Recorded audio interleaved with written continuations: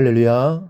사랑하는 대강의 가족 여러분, 오늘 하루도 하나님의 말씀과 동행하는 삶이 되길 소망합니다. 오늘 함께 나눌 하나님의 말씀은 열왕기하 10장 28절에서 33절 말씀입니다. 예후가 이와 같이 이스라엘 중에서 바알을 멸하였으나 이스라엘에게 범죄하게 한 느밧의 아들 여로보암의 죄 곧 베델과 단에 있는 금송아지를 섬기는 죄에서는 떠나지 아니하였더라.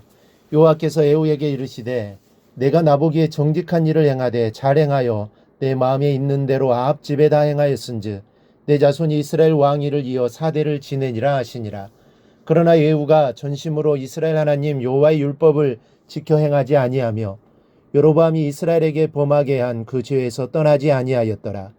이때 여호와께서 이스라엘에서 땅을 잘라내기 시작하심에 하사엘이 이스라엘의 모든 영토에서 공격하되 요단 동쪽 길르앗 온 땅 곧 갓 사람과 루벤 사람과 므낫세 사람의 땅 아르곤 골짜기에 있는 아로엘에서부터 길르앗과 바산까지 하였더라. 아멘. 1995년 발생했던 성수대교 붕괴 사고를 여러분은 기억하실 겁니다. 국민은 물론 온 세계가 경악했던 사건입니다.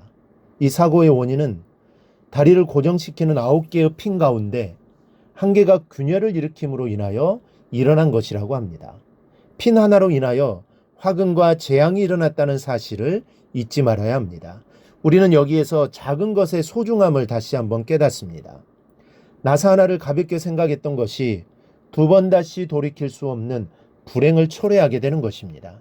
본문에도 작은 것을 소홀히 생각하므로 엄청난 아픔을 겪어야만 했던 사건이 기록되어 있습니다.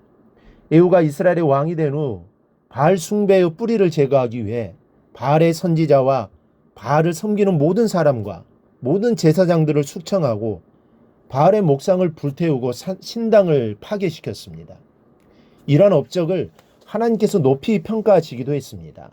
30절에 여호와께서 예후에게 이르시되 내가 나보기에 정직한 일을 행하되 잘 행하여 내 마음에 있는 대로 아합 집에다 행하였은즉 내 자손이 이스라엘 왕위를 이어 사대를 지내리라. 하나님이 칭찬하셨던 겁니다. 하나님의 마음에 있는 것을 예후가 잘했다는 것입니다. 한마디로 하나님의 마음을 시원하게 해주었습니다. 아합을 보며 마음 아파하시고 우상 숭배하는 나라를 마음 보고 마음 아파하셨는데 그 마음을 예후가 풀어드린 것입니다. 하지만 예후에게 좀 아쉬운 것이 있었습니다. 28절을 보니 예후가 이와 같이 이스라엘 중에서 바알을 멸하였으나 라고 했습니다. 바알을 멸하기는 했지만 이스라엘에게 범죄하게 한 느밧의 아들 여로보암의 죄, 곧 베델과 단에 있는 금송아지를 섬기는 죄에서는 떠나지 아니했던 것입니다. 바알의 모든 것을 청소하였지만 베델과 단에 있는 금송아지 하나는 남겨놓았던 것입니다. 북이스라엘에는 여로보암이 왕이 되었을 때 세워놓았던 제단이 있었습니다. 여로보암이 유다로 제사 드리러 가는 백성들을 막기 위해 베델과 단에 금송아지를 세워놓고 이것이 하나님이라고 하면서 섬기도록 했습니다. 그 전통이 지금까지도 사라지지 않고 계속되고 있었던 것입니다. 그런데 예후가 다 좋았는데 이것을 멸하지 않았던 것입니다. 그런데 이것도 문제려니와 더 큰 문제는 전심으로 여호와를 따르지 않은 데 있었습니다. 31절에 그러나 예후가 전심으로 이스라엘 하나님 여호와의 율법을 지켜 행하지 아니하며 여로보암이 이스라엘에게 범하게 한 그 죄에서 떠나지 아니하였더라. 성경에서 지적하고 있는 것은 전심으로 여호와의 율법을 따르지 않았다는 것을 말씀하고 있습니다. 여기서 전심으로라는 단어는 그의 온 마음 안에라는 뜻으로 온 정열과 힘을 다해라는 말입니다. 즉 온 정열과 힘을 다해 하나님을 섬기고 계명에 순종하는 것이 마땅함에도 불구하고 그렇지 못한 것에 대한 안타까움을 나타내는 표현인 것입니다. 결국 예후가 아합 왕가에 대한 심판은 성공적으로 수행했지만 하나님의 율법을 순종하는 일에 있어서는 실패했다는 사실을 지적한 것입니다. 디모데후서 2장 15절에는 너는 진리의 말씀을 옳게 분별하여 부끄러울 것이 없는 일꾼으로 인정된 자로 자신을 하나님 앞에 드리기를 힘쓰라 말씀하고 있습니다. 하나님의 자녀로서 주의 일꾼된 자로서 자신을 하나님 앞에 드리기를 힘쓰라는 겁니다. 여러분, 사자가 한 마리의 토끼를 잡기 위해 전력을 다 쏟는다는 것을 아십니까? 토끼가 아무리 약하고 우습게 보여도 그 토끼를 잡기 위해서는 사자가 최선을 다하고 사력을 다하지 않으면 안 된다는 것입니다.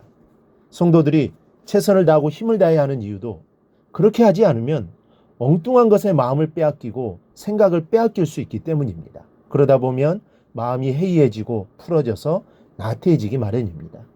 에후도 하나님을 전심으로 쫓지 않았기 때문에 마음이 풀어지고 그 죄에서 온전히 떠나지 못하게 되었던 것입니다. 이런 세월이 계속되면서 하나님의 진노는 구체적으로 다가옵니다. 32절을 보니 이때 여호와께서 이스라엘에서 땅을 잘라내기 시작하심에 하사엘이 이스라엘의 모든 영토에서 공격하되 아람 왕 하사엘을 들어 징계의 막대기로 사용하신 겁니다. 하나님께서 가장 사랑하신 것이 하나님의 백성이거늘 아람의 하사엘을 들어 자기 백성을 징계하시는 하나님의 심정은 어떠하시겠습니까? 아마 하나님도 마음이 아프셨을 겁니다. 하지만 하나님은 절대로 우상 숭배를 두고 보실 수 없으시기 때문에 마음이 아프셔도 징계하시는 겁니다. 사랑하는 여러분, 우리가 전심으로 여호와를 쫓지 않으면 나태해질 수밖에 없으며 나태한 신앙으로는 죄의 길에서 떠날 수 없습니다. 우리의 신앙생활이 대충대충이 아니라 전심을 다하여 열정적인 자세로 나아가야 하겠습니다. 힘을 다해 경외하는 자는 하나님의 은총을 입을 것이며 주님의 사랑을 풍성히 입게 될 것입니다. 우리 모두 일하나 마음으로 전심으로 하나님을 경외하며 섬기는 삶을 살아가기를 바랍니다. 그리하여 하나님의 은혜가 우리의 삶과 가정에 충만하게 임하기를 주님의 이름으로 축원합니다. 오늘 묵상한 말씀을 굳게 잡고 삶으로 실천하며 살아내는 대강의 모든 성도들이 되기를 축복합니다.